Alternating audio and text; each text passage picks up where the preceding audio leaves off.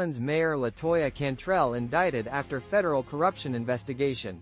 New Orleans Mayor LaToya Cantrell has been indicted on federal charges of defrauding the city, allegedly to conceal a romantic relationship with a police officer, Jeffrey Paul Vappa II. The indictment accuses Cantrell and Vappa of a 3-year scheme using their positions to engage in personal activities while Vappa claimed duty and received pay.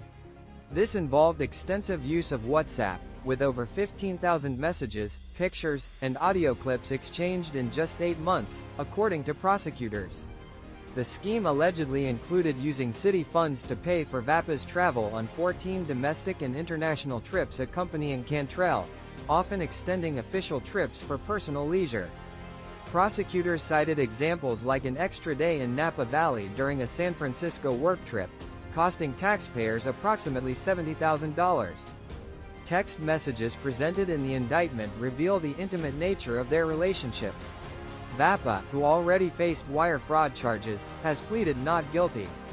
The indictment against Cantrell adds to his existing charges, expanding the scope of the investigation. The mayor's attorney stated they had not yet seen the indictment and declined to comment. Mayor Cantrell, a Democrat serving her final term, is facing a significant challenge. While City Council President J.P. Morrell expressed sympathy for Cantrell and her family, calling it a sad day for New Orleans, the indictment marks a turbulent end to her time in office, the first female mayor in the city's 300-year history. In our next story, Hillary Clinton says she'd nominate Trump for Nobel Peace Prize if he ends Ukraine war without giving territory to Russia. Former Secretary of State Hillary Clinton surprisingly stated she would nominate President Trump for the Nobel Peace Prize if he successfully negotiates an end to the war in Ukraine without territorial concessions from Kyiv. Clinton emphasized that any peace deal must involve a full Russian troop withdrawal and a clear rejection of Putin's territorial ambitions. She highlighted the importance of upholding Ukraine's sovereignty and preventing a precedent of capitulation to Russian aggression. Clinton's comments, made on the Raging Moderates podcast, come as President Trump and Vladimir Putin meet in Alaska to discuss the conflict. She stressed the need for Trump to recognize Putin as an adversary, not a friend, and cautioned against any deal that might be short-lived. President Trump responded positively to Clinton's statement, expressing appreciation for her remarks. Clinton, in turn, urged Trump to remember the strategic context of his meeting with Putin, specifically highlighting the Russian military's provocative actions near Alaskan military bases. Clinton ultimately hopes Trump's encounter with Putin will lead to a strengthened understanding of the Russian president's true intentions and the dangers of negotiating with him. In our next story, Grins and banter. Trump gives warm welcome to Putin before Ukraine summit in Alaska. President Trump and Vladimir Putin have begun a critical summit in Alaska, marking the first time Putin has set foot on U.S. soil in a decade.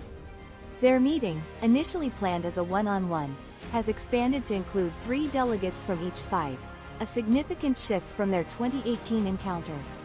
The atmosphere was surprisingly cordial, with a warm handshake and light-hearted banter contrasting sharply with Trump's previous dealings with Ukrainian President Zelensky.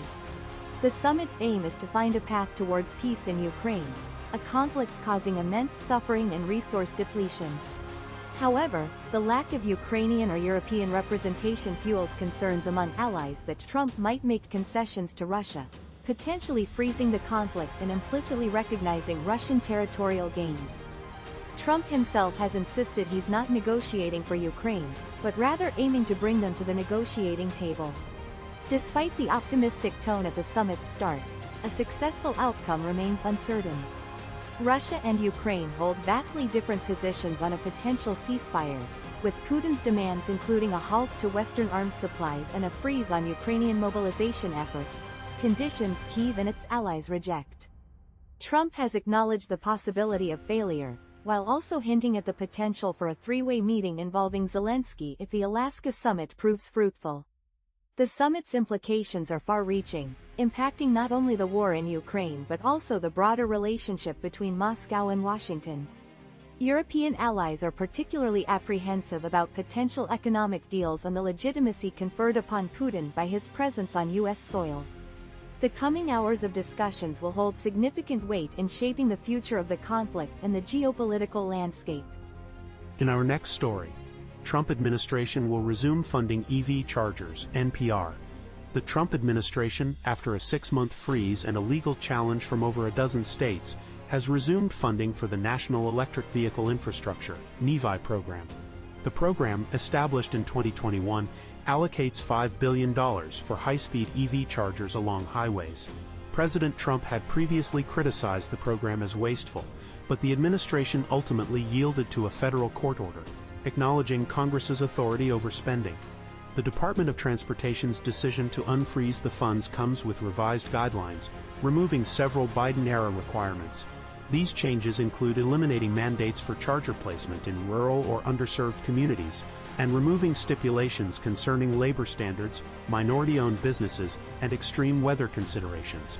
While some celebrate the streamlined process and increased flexibility, others criticize the lengthy delay. Supporters of the program, including charging companies and EV advocates, welcome the removal of perceived red tape, believing it will expedite charger installation.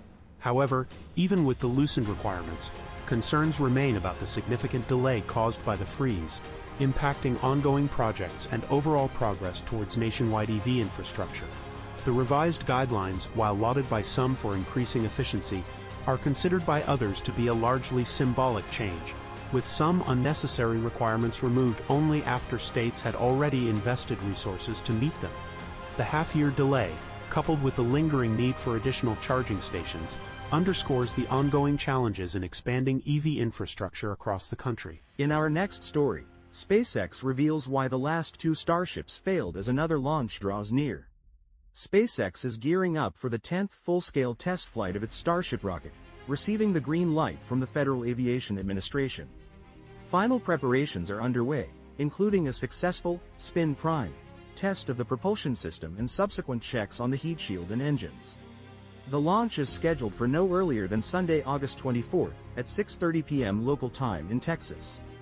This ambitious mission will see the 403-foot-tall rocket, comprised of the Super Heavy booster and Starship upper stage, taking flight from Starbase, Texas.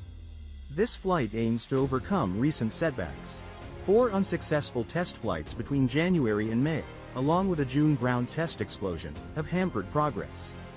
However, SpaceX hopes to put these issues behind them, building on the successes of 2024, which saw 4 successful flights including the groundbreaking recovery of a Super Heavy booster. Success in this test flight is crucial for the future of the Starship program, paving the way for the even more challenging goals of recovering the upper stage and achieving in-orbit refueling, feats never before accomplished in space.